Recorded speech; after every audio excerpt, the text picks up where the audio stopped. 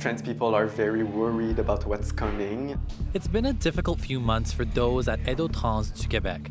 The organization provides resources and support to trans Quebecers in need. And with the current political climate south of the border, the group says community members are bracing for a similar outcome in Canada.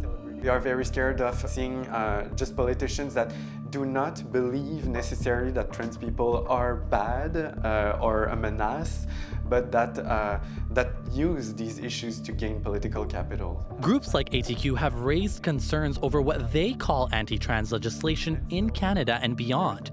South of the border in the United States, organizations are keeping a close eye on legislation. Trans Legislation Trackers is currently tracking 665 bills on various levels of government.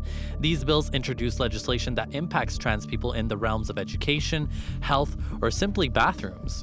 In Canada, advocates have raised the alarm over bills introduced in the past few years. Examples include Saskatchewan's Bill 137, which requires parental consent before a child under the age of 16 can use a different gender-related name or pronouns at school. Or new Alberta legislation that also requires parents to know about a child's preferred pronouns and name, limits membership on female competitive sports teams to athletes who were female at birth, and restricts youth gender-affirming care. In Quebec, though we haven't seen similar legislation, some experts say they're keeping a close eye on the situation.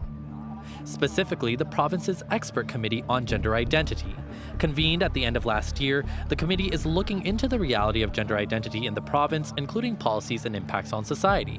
It received criticism, however, for having no members who are trans or non-binary. We haven't seen a stopgap or a positive response, I would say, in terms of protections for trans people in Quebec. As for Aide aux Trans Québec, the organization says it's seen a rise in demand for their services in light of difficult news regarding trans and non-binary individuals.